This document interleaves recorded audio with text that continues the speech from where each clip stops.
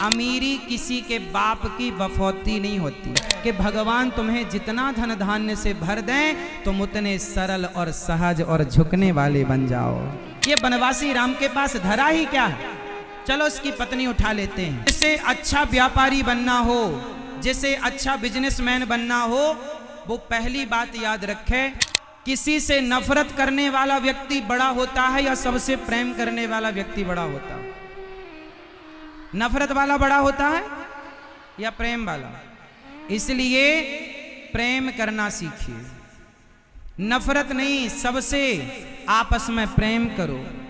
इंसानियत भगवान कैसे खुश होंगे, क्योंकि ना जाने किस रूप में नारायण मिल जाए। आप जिनसे नफरत करते हैं हो सकता उसी रूप में भगवान आ जाए आपके द्वार पर। इसलिए सबसे प्रेम करो।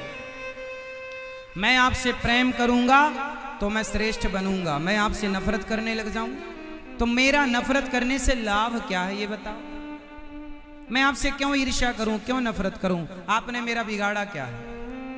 और कोई बिगाड़ा भी हो तो वो उसके संस्कार हैं, हम नफरत फिर भी ना करें, ये हमारे संस्कार होने चाहिए। तो यदि हमें प्रेम, यदि हिंदुस्तान को जोड़ना है तो जातियां तो व्यवस्था के लिए बनाई गई थी, पर जातवाद नहीं होना चाहिए। क्या नहीं होना चाहिए? जातवाद। आप अपने घर में काम वाली जो बाई आती है, आप उससे कैसी बात करती हो भैया? उससे अच्छे से बात करना चाहिए कि डांट करके के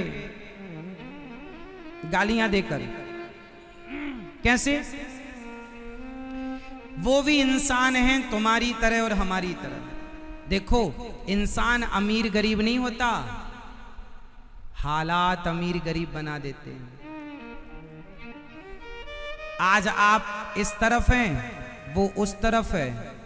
समय का ऐसा चक्र चल सकता है कि वो इस तरफ आ जाए और आप उस तरफ चले जाएं। इसलिए अमीरी किसी के बाप की बफौती नहीं होती।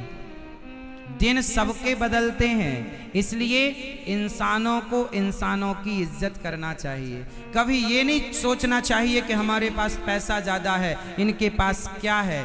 अरे इंसानों के काम आओ, जरूरतमंद। तुम्हारे पास पैसा है तो तुम्हें और सरल होना चाहिए, तुम्हें और नम्र होना चाहिए। एटीट्यूड नहीं रखना चाहिए कि जी मेरे पास पैसा है। आम का सीजन चल रहा है, आम किस किस ने खाया है इस सीजन में? सबने आम खाए होंगे। आम से क्या सीखा आपने? खाते हो, गुठली फेंक देते हो, सीखते नहीं हो। आम का पेड़ जो होता है ना मेरी माँ, वो फलों से जब भरता है ना तो उसकी डालियां झुक जाती हैं। वो मैसेज दे रहा है कि भगवान तुम्हें जितना धन धान्य से भर दें तुम उतने सरल और सहज और झुकने वाले बन जाओ, नम्र हो जाओ। लेकिन आजकल उल्टा है, आदमी के पास जितना पैसा आ रहा वो उतना अभिमान में डूबता चला जा रहा है। हमारे भैया श्री राजेश जी देखिए ना, भगवान ने इन्हें सब कुछ दिया है, लेकिन इतने बड़े होकर भी इतने नम्र हैं, इतने सरल हैं, सहज हैं कि पूछो ही मत। ऐसी सरलता पैसे वालों में कम ही देखने को मिलती है। जिन पर भगवान की कृपा हो वो व्यक्ति धन पाकर भी अभिमान से बचता है, वरना अभिमान सबको अपने चंगुल में फंसा लेता है। और अभिमान आ गया रावण को। अरे मेरे पास सोने की लंका है, ये बनवासी राम के पास धरा ही क्या है। चलो इसकी पत्नी उठा लेते हैं। रावण ने अपने आप को पैसे वाला मानकर, राम को सामान्य व्यक्ति मानकर उनके साथ गलत व्यवहार किया। आप अमीर हैं, अच्छी बात, लेकिन अमीर हैं इसका मतलब ये नहीं कि गरीबों पर तुम जुल्म करोगे, अत्याचार करोगे।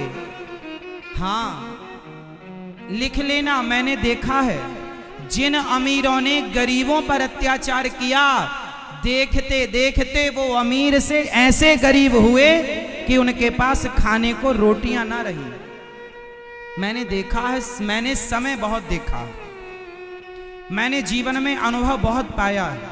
मैंने अच्छे अच्छे लोगों को देखा, धन्ना सेठों को देखा, पर जब पैसा था सीधे मुंह बात नहीं करते थे।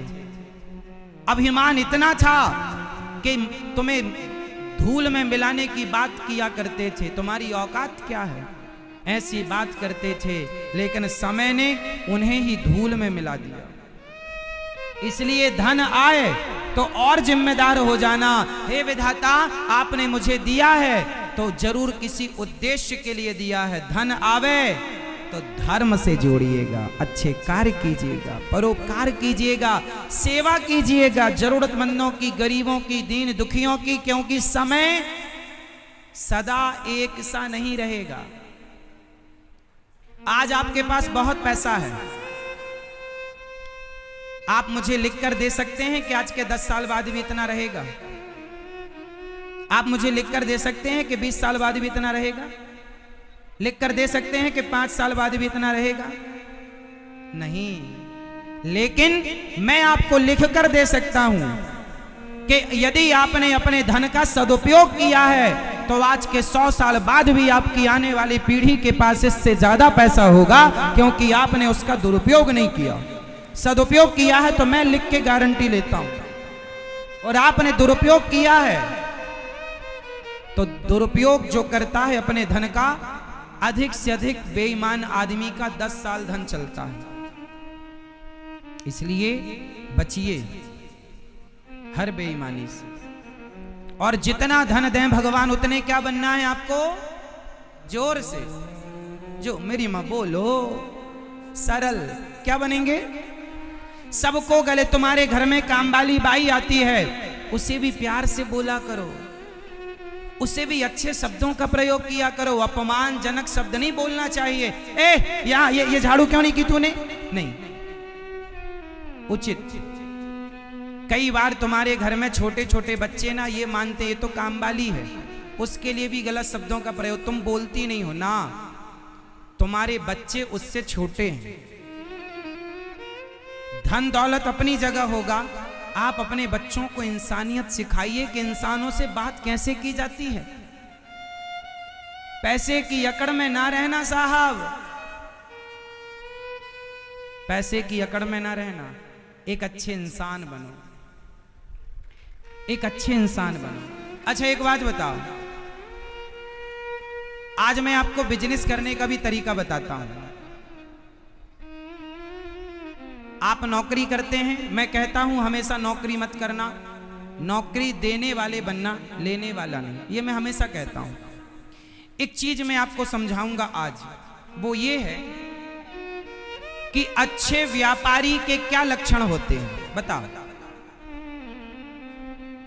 एक अच्छा व्यापारी कौन हो सकता है? एक अच्छा बिजनेसमैन कौन हो सकता है? एक अच्छे बिजनेसमैन के लक्षण बताओ क्या होते हैं? क्या बताया आपको?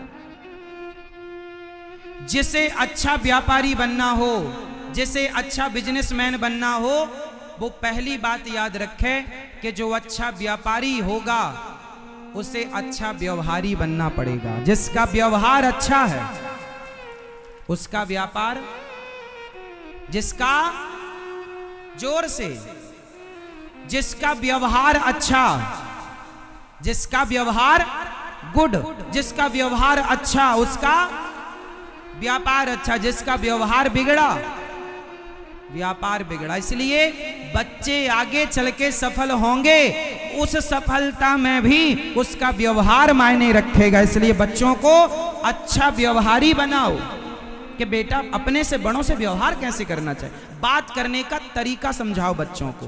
बेटा अपने से बड़ों से कैसे बात की जाती है, रे बे तू तड़ाक करके बातें नहीं, सदा आदर से। आपसे छोटा भी क्यों ना हो लेकिन आप उसका भी आदर कीजिए। आदर करने से, सम्मान देने से सम्मान प्राप्त होता है। यदि आपने सम्मान नहीं दिया किसी को तो वो आपको सम्मान, सिंपल है ना, फंडे हैं व्यवहार के, शिष्टाचार है ये सब। यदि आपने मुझे सम्मान दिया तो मैं भी आपको दूंगा। आपने अपमान किया है तो भले मैं अपमान ना करूं पर सम्मान की उम्मीद मत रखिएगा। क्यों जी, सही है। इसलिए जिसका व्यवहार अच्छा उसका व्यापार अच्छा, जिसका व्यापार अच्छा उसकी अर्थव्यवस्था अच्छी, और जिसकी अर्थव्यवस्था अच्छी तो अर्थ होगा तो धर्म भी होगा, तो धर्म भी अच्छा होगा, और धर्म अच्छा होगा तो लोक भी अच्छा और परलोक भी अच्छा। तो व्यवहार के ऊपर की बातें बताई मैंने, अब नीचे की बताता हूं। यदि व्यवहार अच्छा करना हो तो क्या करना पड़ेगा, अब आप बताओ। व्यवहार अच्छा तो व्यापार अच्छा, ये तो सुना आपने। व्यापार अच्छा तो अर्थ अच्छा, अर्थ अच्छा तो धर्म अच्छा, धर्म अच्छा तो लोक और परलोक अच्छा। अब ये बताओ कि व्यवहार अच्छा करने के लिए क्या करें, जोर से। व्यवहार अच्छा रखने के लिए क्या करना चाहिए, जोर से। हाँ, व्यवहार अच्छा रखने के लिए बच्चों को शिष्टाचार सिखाना चाहिए। बच्चों को सत्संग कराओ, शिष्टाचार का ज्ञान दो, तो शिष्टाचार होगा तो व्यवहार होगा। शिष्टाचार के लिए क्या करना पड़ेगा, घर का वातावरण। हाँ, इंद्र भी अपने मूड में आ रहे हैं अब।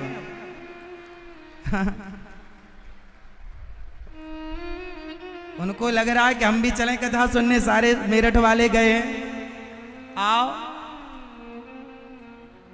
है ना मेरी माँ। चलो, तो आज से कितने लोग अपने से बड़ों का या छोटों का सम्मान करेंगे, आदर करेंगे, बच्चों को आदर करना सिखाएंगे। क्या सिखाएंगे, आदर, और आदर सम्मान करिएगा सबका। और एक चीज मत करिएगा, क्या, अभिमान।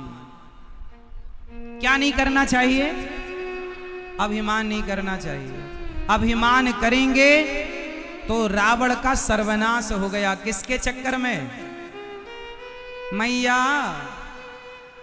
ओ मेरी प्यारी मां, किसके चक्कर में सर्वनाश हुआ, अभिमान। आदमी अपने आप को बहुत बड़ा मान लेता है, मैं ये, मैं वो, मैं वो। आज मैं बता दूं सबकी औकात क्या है, बता दूं, हाँ या ना, बुरा तो नहीं मानेंगे। जब आदमी के पास थोड़ा पैसा आता है ना, तो सामने वाले से क्या बोलता, तेरी औकात क्या है, तू कौन, तू क्या है, तू कौन है, जानता है मुझे मैं कौन हूं। जब कभी कोई आपसे उलझे इस तरह, तो आप उसको क्या जवाब दें, मैं वो जवाब दे रहा हूं आपको। देखो, इंसान को हमेशा एक चीज याद रखनी चाहिए, ये जो अभिमान करने वाले लोग हैं वो इसलिए अभिमान करते हैं क्योंकि उन्हें अपना स्वरूप भूल चुके हैं। वो अपने आप को भूल गए हैं कि मैं कौन हूं। एक आदमी बोला, महाराज जी मेरा बहुत बड़ा घर है। तो एक संत जी बोले, अच्छा, उसके घर में, उसने बोला कि महाराज जी पूरे जिला में सबसे बड़ा घर मेरा है। तो संत जी वहां पर थे, तो वहां पर एक ग्लोब रखा हुआ था। ग्लोब जानते हैं, मानचित्र। संत जी ने ग्लोब को घुमाया और उस अमीर आदमी से पूछा, भैया जरा इस ग्लोब में, इस मानचित्र में जरा बताओ कि भारत कहाँ है।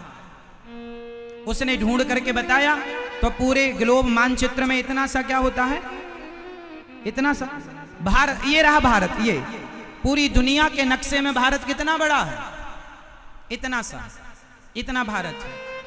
अब भारत इतना है, तो पूछा संत जी ने, भैया जरा बताओ इस भारत में तुम्हारा राज्य कहाँ है। अब उसने राज्य ढूंढा, उस भारत राज्य, ये रहा, ये यूपी, ये रहा, ये यूपी, यूपी। अब यूपी में जरा ढूंढो तुम्हारा जिला कहाँ है, तुम्हारा जिला। उसने ढूंढा तो कहीं एक बिंदी रखी थी, हल्का सा नाम लिखा था, बारीक जिला लिखा हुआ था, मेरठ। अब मेरठ तो मिल गया मैप में। अब संत जी ने कहा, चल बता अब तेरा घर कहाँ है, इसमें जरा मुझे दिखा, इसमें तुम्हारा घर कहाँ है। दुनिया के नक्शे में हमारी तुम्हारी हैसियत क्या है, दुनिया में आप और हम कितने बड़े हैं। इसलिए ये अभिमान मत रखो कि मैं कुछ हूं, हमेशा ये भाव रखो कि हे प्रभु जो कुछ हमारे पास है वो आपकी दी गई जिम्मेदारी है, हम उसे निभा रहे हैं। बस हमारा अपना कुछ नहीं है, जो है प्रभु आपका दिया प्रसाद है।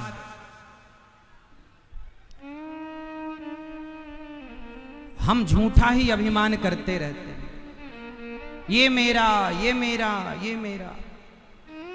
एक छोटी सी कहानी फिर मैं आपको सुनाऊंगा, फिर उत्तर मांगूंगा आपसे।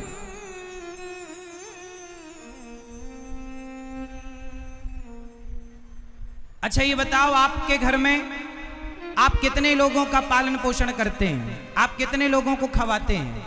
मैया आप कितने लोगों को खवाती पिवाती हो? आप बताओ, आप कितने लोगों का भरण पोषण करते हैं? उत्तर दो। जो जितने लोगों का करते हैं उतने हाथ, उतनी उंगलियां उठाएंगे। आप कितने लोगों का भरण पोषण करते हैं? कितने लोगों के आप पालनहार हैं? उत्तर दो। आप कितने लोगों का मैया पेट भरती हो? 6 लोगों का। आप बताओ भाई, आप कितने लोगों के पालन पोषण करते हो? 5 लोगों का। मैया आप बताओ, आप कितने लोगों का? पीछे वाले भक्त बताएंगे आप कितने लोगों का पालन पोषण करते हैं। कोई 5 लोग बता रहा है, कोई 3 लोग। आप लोग कितने लोगों का? आप कितने लोगों का? आप बताओ, आप कितने लोगों का पालन पोषण, कितने लोगों का?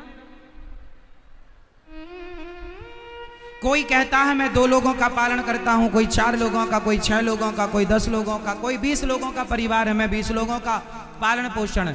तो याद रखिएगा, आप इस गलतफहमी से उबर जाइएगा कि आप किसी के पालनहार हैं। आप किसी को कुछ ना खिलाते ना पिलाते, सबके पालनहार भगवान हैं। पहला तो अपने आप को इस अभिमान से नीचे उतारो कि मैं किसी का पालन करता हूं, मैं किसी का पालनहार नहीं हूं, क्योंकि मैं नहीं रहूंगा तो भी लोग रहेंगे। मैं किसी को रोटी खिलाता हूं, ये अभिमान हटा दो, भगवान सबको खिलाते हैं, ये बात ऐड करो। और मैं नहीं रहूंगा तो भी लोग भूखे नहीं रहेंगे, क्योंकि सबको खिलाने वाले हम अभिमान करते हैं। किस तरह? एक बैलगाड़ी, एक छोटी सी कहानी सुनाता हूं, उत्तर देना पड़ेगा सबको। उत्तर दो। एक बैलगाड़ी जा रही थी, किसान ऊपर बैठा था, बैलगाड़ी चला रहा था। नीचे से एक कुत्ता, किसान का पालतू कुत्ता, बैलगाड़ी के बीच में सेंटर पर चल रहा था। कुत्ता बीचों बीच चल रहा था गाड़ी के। तभी बगल से गधा निकला। तो गधे ने कुत्ते से कहा, कुत्ता भाई कैसे हो? कुत्ते ने कहा, मजे में है, पर थोड़ा अभी ज्यादा जिम्मेदार हो गए हैं हम। क्या जिम्मेदारी आ गई है? बोले गाड़ी हम चला रहे हैं आजकल। गधे ने कहा, कर दी गलत बात। अरे गाड़ी कुत्ता तुम नहीं चला रहे हो, बैल चला रहे हैं। कुत्ते ने कहा, कर दी ना गधों वाली बात, इसलिए तुम गधे हो। ये गाड़ी हम चला रहे हैं। कुत्ता बोला, गाड़ी हम चला रहे हैं। ये कुत्ते, ये बैल हमारे बॉडीगार्ड हैं। ये बैल हमारे बॉडीगार्ड हैं, सिक्योरिटी है हमारी, बड़ा खतरा है। गधे ने कहा, अच्छा गाड़ी तुम चला रहे हो तो स्टॉप, रुको रुको। अब कुत्ता रुका तो गाड़ी, अकस्मात गाड़ी भी रुक गई। और जब गाड़ी रुकी तो कुत्ते की छाती, मैं सही कह रहा था ना, तू गधा नहीं माना। गधा बोला, अच्छा चल। कुत्ता चला, अकस्मात गाड़ी भी चल पड़ी। अब उत्तर आप दो, गाड़ी कौन चला रहा था, कुत्ता या बैल? उत्तर कौन? गाड़ी तो बैल ही चला रहे थे। ये कुत्ता अभिमान करता जा रहा है, अभिमान में कहता मैं चला रहा हूं, मैं। बताओ वो कुत्ता कौन?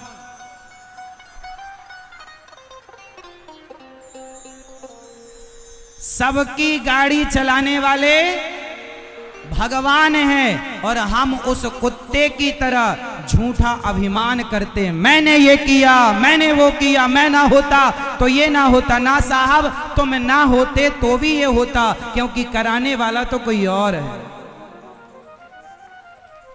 इसलिए आप ये मत कहो कि मैं करता हूं, नहीं। हे प्रभु आप करते हैं, मैं निमित्त हूं। भगवान मेरे से करा रहे हैं, भगवान मेरे से करा रहे हैं।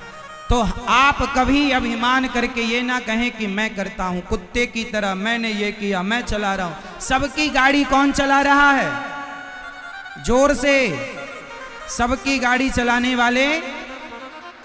और हम किसकी तरह अभिमान करते हैं? उस कुत्ते की तरह। तो आज से आप लोग उस कुत्ते की तरह अभिमान कौन कौन नहीं करेगा? जो नहीं करते थे वो भी हाथ उठाएंगे, और जो नहीं करेंगे वो भी हाथ उठाएंगे। अभिमान से बचो, और जो है भगवान की कृपा मानो। तो आज से कितने लोग इस अभिमान से बचेंगे और अपने आप को सदा भगवान का दास मानेंगे? नाथ सकल संपदा तुम्हारी, मैं सेवक समेत सुत नारी। ये चौपाई आपको याद करनी है और रोज सवेरे बोला करो, मेरे संग गाओ। नाथ सकल संपदा तुम्हारी, नाथ सकल संपदा तुम्हारी। क्या मतलब हुआ इस चौपाई का? नाथ सकल संपदा तुम्हारी, क्या मतलब हुआ? अर्थ बताओ। हे नाथ, ये सारी संपदा, ये सब कुछ नाथ सकल संपदा तुम्हारी, मैं सेवक समेत सुत नारी, मैं सेवक समेत सुत नारी, मैं सेवक समेत सुत नारी। मैं सेवक आपका प्रभु, बेटा परिवार सहित मैं आपका हूं। अभिमान ना करना।